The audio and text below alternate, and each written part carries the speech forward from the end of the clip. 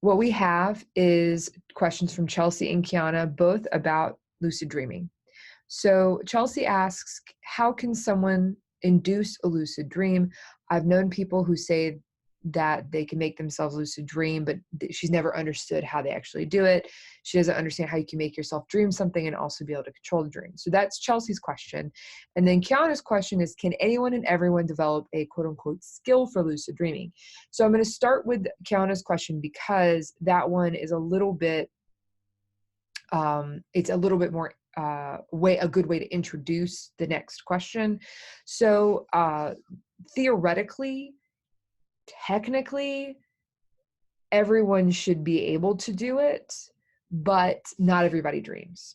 So there's a small percentage, something like 5% of people who actually don't dream.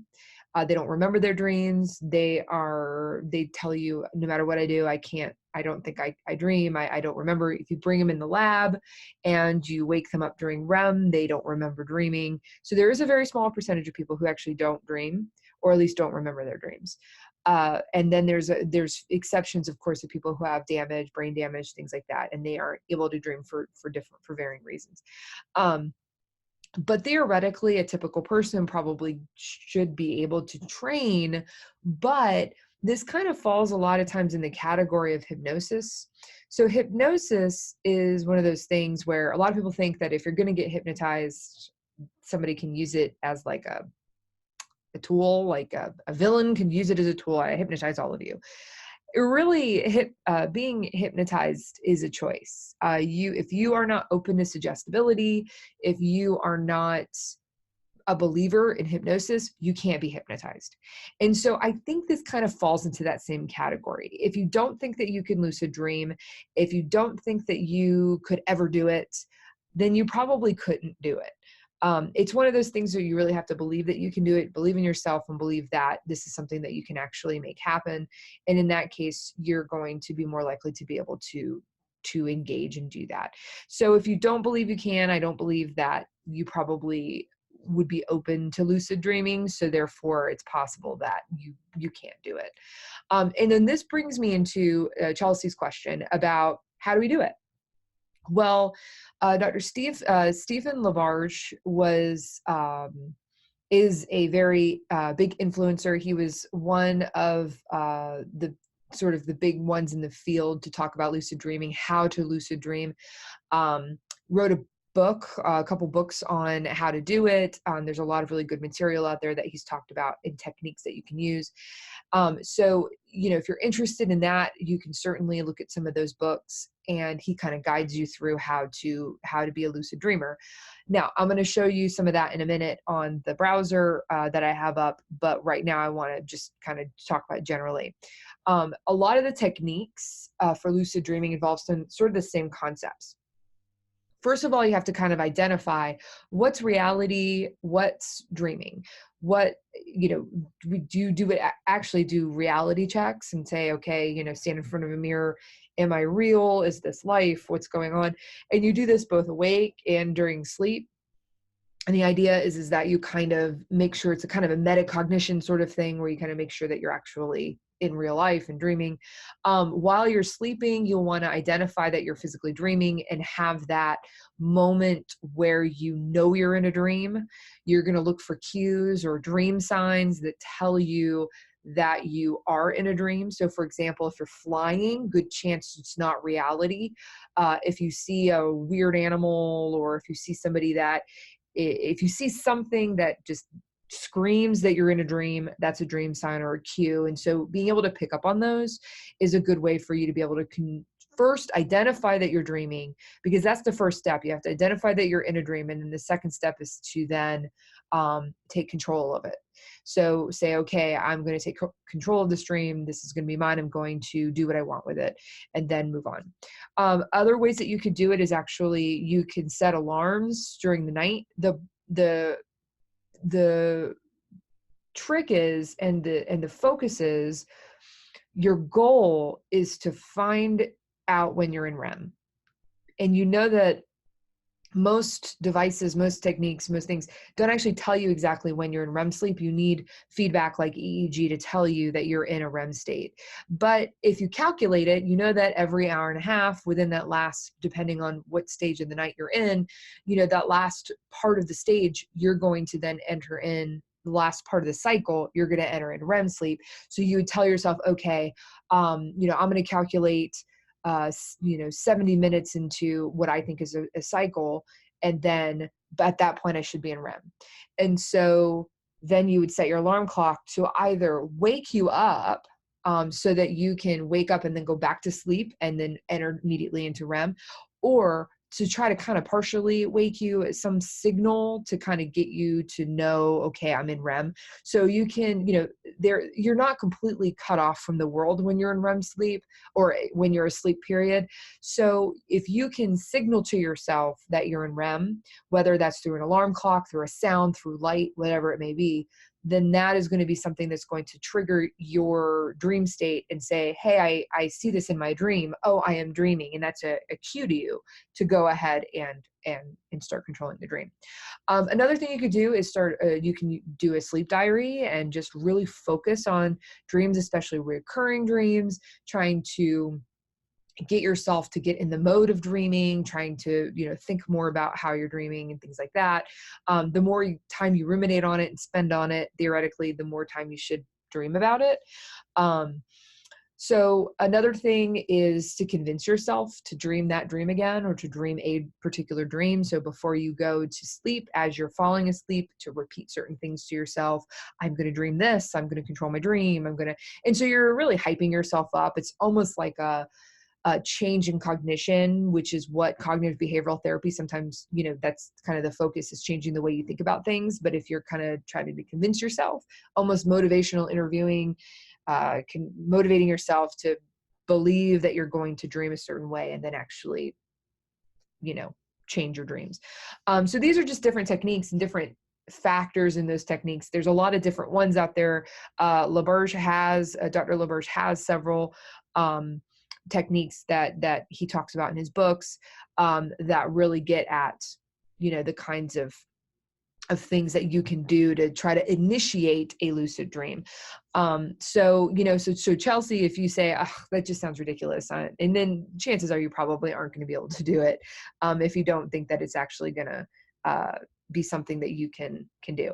Now I'm going to share with you guys my browser because I've got a couple things on here that I think are really interesting. So the first thing I want to talk about is Stephen LaBerge's book. So this is one of the ones that he has. It's Lucid Dreaming, A Concise Guide to Awakening in Your Dreams and in Your Life. It was published in 2009. So you do see that it's a little bit older. But there are other lucid dreaming books you can see, Exploring the World of Lucid Dreaming, for example. And that's another book by LaBerge. This one is much older. It was published in 91. There are lots of different kinds of books that you can look at that can help guide you through this if you're really interested in doing it. Now, one thing is, you definitely, if you're interested in figuring this out, is to definitely read about it and read techniques. This is a good technique if you have trauma, if you have really bad nightmares, if you want to kind of take control of your nightly situation, if it's giving you issues, this is a really good way to do that. And so it can be very helpful and therapeutic, but you want to make sure you do it in a healthy way. And you want to make sure that you don't get kind of stuck, or you don't get triggered like sleep paralysis or anything like that. You want to make sure that you do this in a way that is really healthy and helpful. And so for example, some people who have really bad nightmares, if they can have an element of control, they can make it less anxiety provoking or less scary because they're actually controlling it. Now, once you read up on it, then you could do things like use different kinds of technology to help you lucid dream. So this is Remy right here that I'm showing you guys. This is a mask that you can use. Now, none of the products here I've ever tested. I've not tested any of these products. There are mixed reviews on all of these kinds of lucid dreaming products. Some people say they work, some people say they're trash.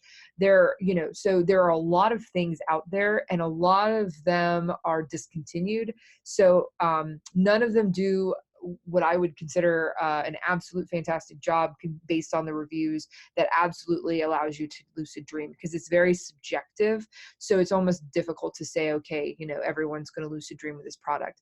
Most of the products have some very similar factors involved with each one of them. So a lot of them have like some sort of light or sound aspect to actually cue to you, signal to you that you're in a dream state. Now, some products, like for example, Remy, they have designed this mask that you can use that shows you lights.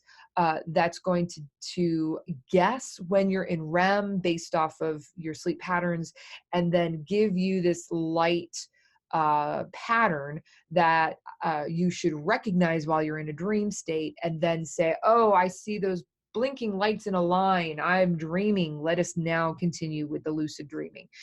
So it's a signal to you. It's trying to show you that you're in a dream state.